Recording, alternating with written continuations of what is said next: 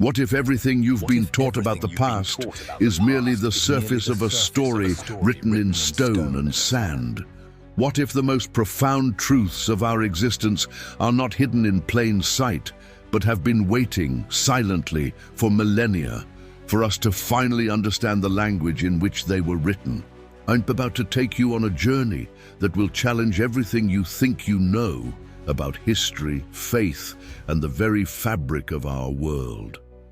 We are going to walk in the footsteps of prophets, kings, and perhaps even the divine itself to uncover 18 biblical landmarks that are not just stories, but real, tangible places you can still touch today.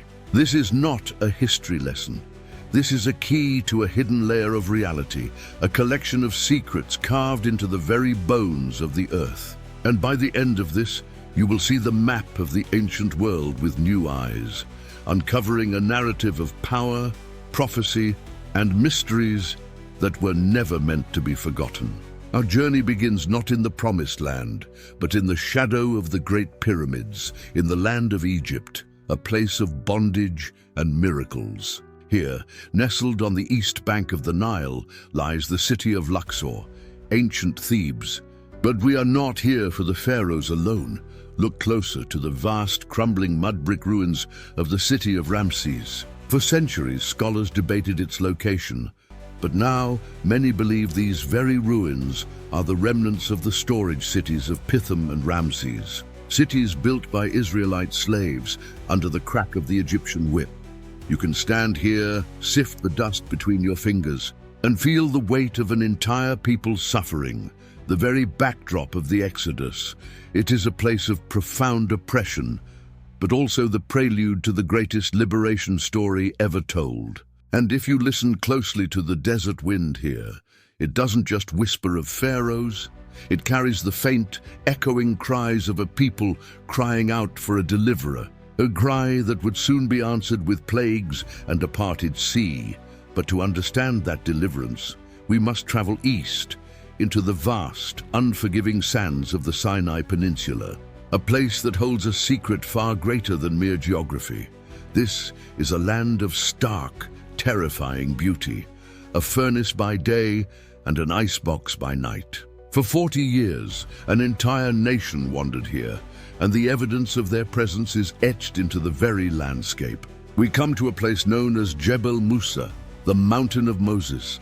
Ascending its rugged 7,500-foot peak is not for the faint of heart. The path is steep, the air is thin, but with every step you are retracing the most pivotal moment in spiritual history.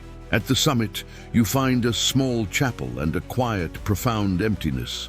This, tradition holds, is where the finger of God touched the stone, where the law was given, where the presence of the divine was so overwhelming that the mountain itself trembled and smoked. Stand here at dawn as the sun ignites the peaks of surrounding mountains into a crown of fire, and you will feel it, a silence that is not empty but full. It is the echo of a covenant. It is the birthplace of law and morality for half the world, but the journey through the wilderness was not just about one mountain. It was about survival, and the next location reveals a mystery of sustenance that has baffled historians and theologians for centuries. The Bible speaks of a substance, manna, that fell from the sky to feed the Israelites. Was it merely a myth? What if it was a natural yet miraculous phenomenon that still occurs today? On the Sinai Peninsula, a species of tamarisk tree secretes a sweet, resinous substance when pierced by a specific insect. The Bedouin people have gathered this substance, which they call man, for generations, using it as a sweetener and a sustenance. It is white, flaky, and melts in the sun. To a people dying in the desert, this would have been nothing short of a miracle from heaven, a daily, tangible proof of a promise kept. This simple, natural explanation does not diminish the miracle. It reveals its genius. It shows a divine provision woven into the very fabric of creation itself, a hidden system of support activated at the precise moment of need.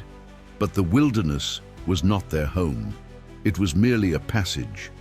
Their destination was a land flowing with milk and honey, and to enter it, they had to cross a river in a way that would defy all logic. At a city that stands as a testament to immense, shattering power. We now come to perhaps the most controversial and awe-inspiring sight on our journey, the ancient city of Jericho. The Bible tells us its walls fell flat after the Israelites marched around it for 7 days. For a long time, archaeology dismissed this as a pious fable. But then, the excavations began. And what they found was unsettling. The city was indeed violently destroyed. The walls did, in fact, fall outward down the slope, which is militarily nonsensical. Walls are supposed to fall inward when besieged. Even more chilling, large stores of grain were found in the ruins, indicating the city fell quickly before a long siege could starve them out, exactly as the biblical narrative describes. You can stand at the great tell of Jericho, look at the layers of civilization, and at one distinct, burned layer, you are looking at the physical evidence of a miracle. It is a place that forces a question. What kind of force could make stone and brick simply lie down? The answer to that question leads us to the very heart of this land, to a city that is not just a city, but a living, breathing, pulsating center of the world's 3 great monotheistic faiths. Jerusalem. The very name is heavy with prophecy, blood, and glory.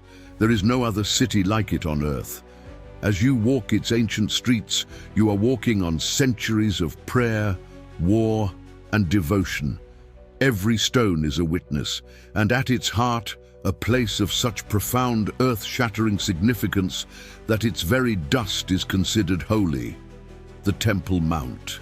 To Jews, it is the foundation stone, the axis mundi of creation, the site of Abraham's binding of Isaac and the location of the Holy of Holies.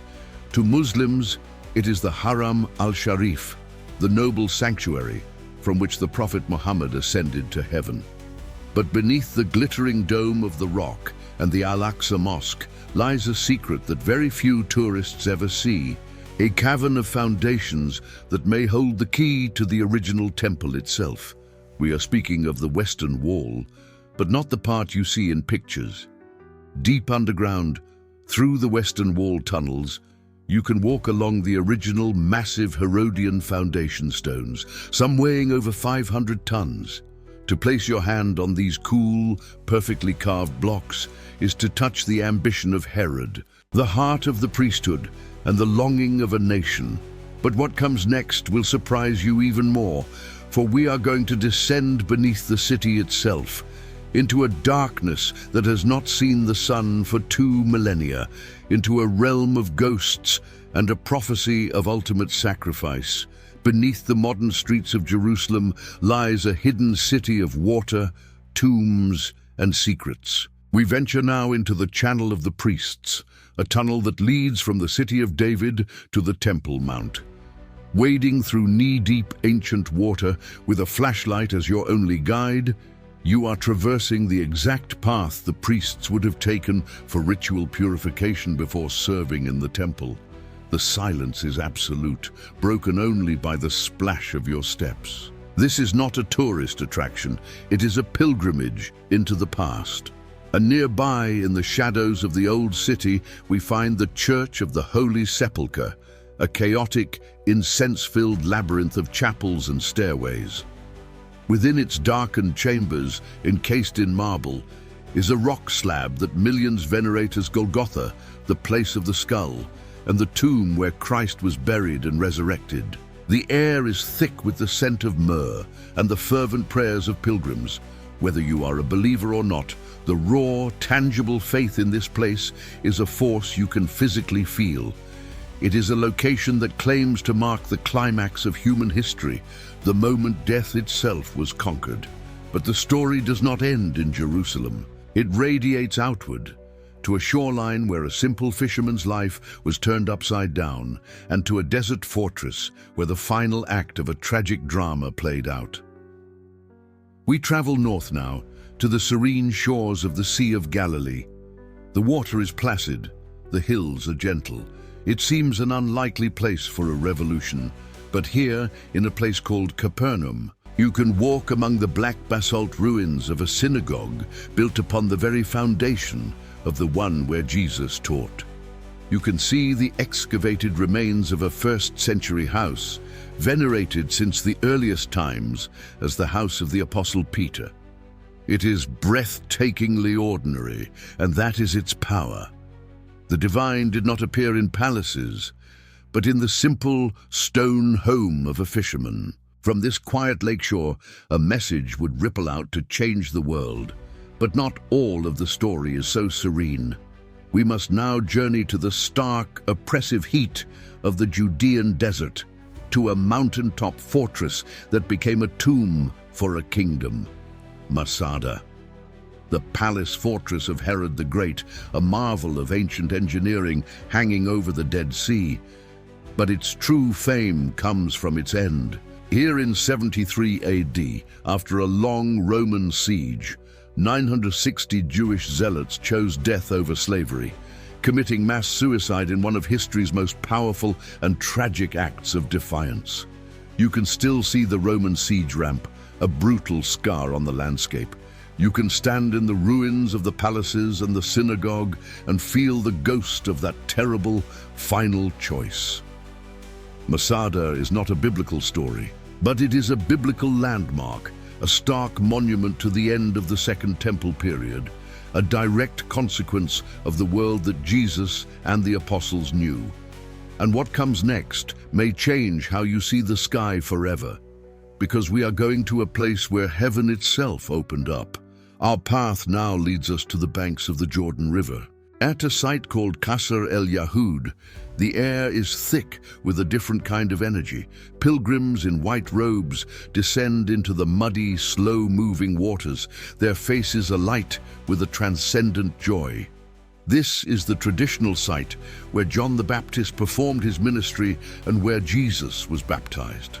To stand here is to witness a continuous reenactment of a spiritual rebirth that has echoed for 2,000 years. The location is humble, but the claim is cosmic, that here the heavens were torn open and a voice declared a beloved Son. It is a place that marks not an end, but a beginning, the launch of a ministry that would redefine love, sacrifice, and grace. And from this river of life, we must journey to a valley of judgment, a place whose very name has become synonymous with the end of the world. The Valley of Hinnom, or Gehenna, lies just outside the walls of Old Jerusalem. Today, it's a pleasant park, but its history is dark and macabre. In the times of the kings, it was a site where child sacrifice was practiced to the pagan god Molech. Later, it became Jerusalem's perpetually burning garbage dump, a place where fires smoldered day and night and worms feasted on the refuse. Jesus himself used this very real, horrifying place as a metaphor for eternal judgment and hell. So when you walk through the green, peaceful park of Gehenna today, you are walking over a layer of ash and ancient terror, a physical location that gave the world one of its most potent concepts of divine justice. It is a stark reminder that the biblical narrative is not all light. It has a shadow, and that shadow has a name and a place. But for every shadow, there is a promise of light, and our next revelation uncovers a secret very few people know, a secret hidden in plain sight in the city of Nazareth. We travel now to the Basilica of the Annunciation in Nazareth, a magnificent modern church built over the ruins of Byzantine and Crusader churches. But descend to the lower level, and you will find a simple first-century grotto, a cave that was once a home. This is venerated as the very place where the angel Gabriel appeared to the Virgin Mary. It is a humble space, a stark contrast to the grand church above it. But the secret is not just in the cave, it is in the town itself. For centuries, Nazareth was a tiny, insignificant village, so obscure it is never mentioned in the Old Testament or by contemporary historians. This obscurity itself is proof. Why would anyone choose such an unimportant place for the most important birth announcement unless it was true? The very insignificance of Nazareth is a testament to the authenticity of the story, a divine pattern of choosing the lowly to confound the great. And from this quiet beginning, we must follow the path to a city of such wealth and power that it received a divine warning so severe it became a symbol of arrogance and downfall. We now gaze upon the silent, haunting ruins of Petra in Jordan. But our focus is not on the Nabateans who carved this city from rose-red rock. We're looking for a connection to a different city entirely, Tyre. The ancient Phoenician city of Tyre, now in modern Lebanon, was an island fortress of immense wealth, the New York or Shanghai of its day. The prophet Ezekiel delivered a stunning, detailed prophecy against it, foretelling its utter destruction, that it would be scraped clean like a bare rock and its stones, timber and soil would be thrown into the water. For centuries this seemed impossible. But then Alexander the Great laid siege to it. How did he conquer an island? He built a causeway, a land bridge, by scraping the dust and rubble of the old mainland city of Tyre and throwing it into the sea. Today, that causeway is a permanent peninsula, and the ancient island city is now a barren rock, exactly as prophesied. You can walk on Alexander's causeway, land that was created by the literal fulfillment of a biblical prophecy. It is one of the most precise and terrifying fulfillments of divine judgment on earth, a place where the words of a prophet became the strategy of a conqueror. And as we contemplate this city of judgment, our journey takes a turn towards the mysterious, to a mountain where God was not in the fire or the earthquake, but in a still, small voice. We return to the wilderness, to the stark, majestic landscape of Sinai, but to a different mountain, Jebel el-Lawz. A growing number of researchers and a compelling body of evidence suggest that this might be the true Mount Sinai, the real mountain of God. Jebel el-Lawz is far more isolated and imposing than Jebel Musa. At its base, you find a large, flat plain, big enough to host the entire Israelite camp. More startlingly, at the base of the mountain, there are ancient petroglyphs of calves, possibly connected to the worship of the golden calf. Most controversially, the summit of the mountain shows signs of being scorched, with the rock itself appearing vitrified, as if by intense, supernatural heat. Whether this is the true Sinai or not is a debate that rages, but to stand before Jebel el-Lawz is to feel the weight of the mystery. It forces you to reimagine the entire Exodus narrative, to picture the terror and the glory of a nation encamped before a burning, thundering peak. It is a secret that challenges tradition and invites us to look at the wilderness with fresh, questioning eyes. And just when you think the mysteries are complete, we will now uncover a secret hidden beneath the waves of the Mediterranean. A secret that connects a Roman prison to the very ends of the earth. We travel now to the island of Patmos, a barren, beautiful and windswept rock in the Aegean Sea. Here in a small cave, now enclosed by the monastery of the Apocalypse, the aged Apostle John received the visions that would become the book of Revelation. You can enter this sacred grotto, see the rock where he is said to have laid his head, and the fissure in the ceiling from which the voice of God, divided into 7 channels, was said to have spoken. The energy here is not one of peace, but of revelation, of cosmic unveiling. It feels like a thin place, where the barrier between heaven and earth is tissue paper thin. From this isolated prison, John saw the end of all things, the New Jerusalem, the final victory of light over darkness. Patmos is a reminder that the biblical story is not confined to the Middle East. Its final explosive chapter was written on a Greek island, signaling that its message was for the entire world. And as we stand on the shore of Patmos, looking out at the endless sea, we are forced to ask, where else did this message travel? The answer lies in the footsteps of one man, a man who carried the message from Jerusalem to the heart of the empire, and whose final journey leads us to a chilling and powerful conclusion beneath the streets of the most powerful city on earth. Our final destination takes us to the heart of ancient Rome itself. Beneath the modern city, in the labyrinthine catacombs, early Christians buried their dead and secretly worshipped in fear of persecution.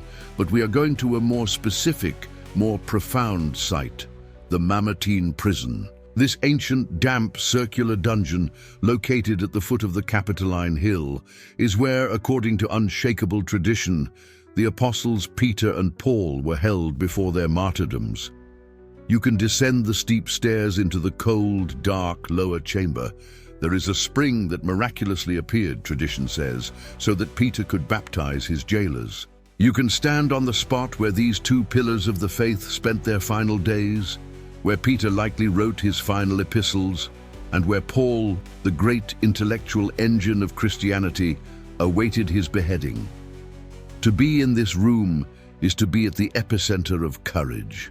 It is the ultimate proof that the message born in a manger, preached on a Galilean hillside, and sealed in a Jerusalem tomb, and could not be silenced by the greatest empire the world has ever known. This prison cell is not an end. It is a beginning, the launching pad for a faith that would conquer its conquerors. And as we stand here, in the silent, cold darkness of the Mamertine prison, we realize that our journey is not over, for the map is still unfolding and there are still more landmarks to uncover. More secrets waiting in the deserts, the mountains, and the ancient stones. Secrets that we have only just begun to scratch the surface of. So, we have walked this sacred path together. From the dust of Ramses, where the cries of slaves once rose to heaven, to the terrifying summit of Sinai, where the very finger of God carved eternal law into stone. We have stood in the shadow of Jericho's fallen walls, a testament to a faith that can move mountains, and we have felt the holy silence of the Temple Mount, where the presence of God once dwelt between the cherubim. We descended into the hidden waters of Jerusalem, walking the path of priests, and we felt the crushing weight of history at Golgotha and the empty tomb. We journeyed to the serene shores of Capernaum, where a simple fisherman's life was forever changed, and we witnessed the defiant echo of Masada. We were baptized in the spirit of the Jordan River, and we walked through the shadow of the valley of Gehenna, a stark reminder of both judgment and grace. We received the divine announcement in the humble grotto of Nazareth, and saw the terrifying precision of prophecy in the ruins of Tyre. We dared to question and wonder at the scorched peak of Jebel el-Lawz, and we trembled at the cosmic revelations given to John on the Isle of Patmos. And finally, we descended into the cold, dark silence of the Mamertine prison, where the faith of apostles shone brightest in the deepest darkness. These are not just stones. This is not just history. This is a living, breathing testimony. It is a map of God's relentless pursuit of humanity. It is evidence that the God of Abraham, Isaac, and Jacob is not a distant idea, but a present, active, and powerful force in our world. He parts seas, he topples walls, he speaks in whispers, and he conquers death itself. And this same God is moving in your life right now at this very moment.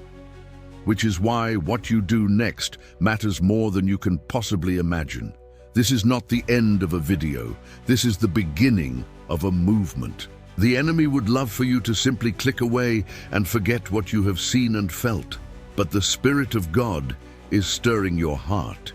He is calling you to be more than a spectator. He is calling you to be a witness. I need you to do 3 things right now. First, I am calling you to confess. Do not let this moment pass. Let this be your altar. In the comments below, I want you to write your personal confession. It could be a sin you need to lay down. It could be a declaration of faith saying, "Today, I believe in the God of these landmarks." It could be a simple, "Jesus, I am yours."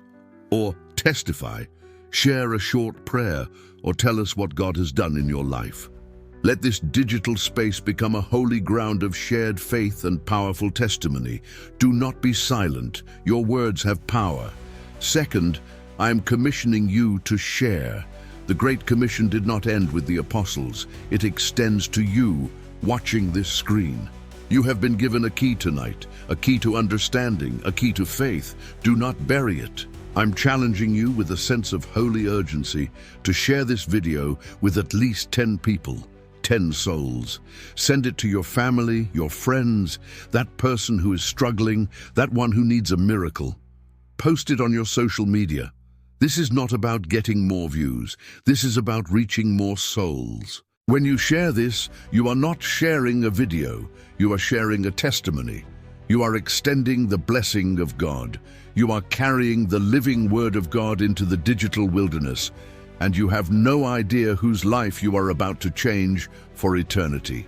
And third, remember your responsibility. When this video reaches more souls, it is not my voice that is being carried forward. It is God's teaching. It is His truth. It is a tool for transformation.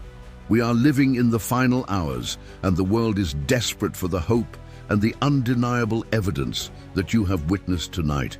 You have been entrusted with it.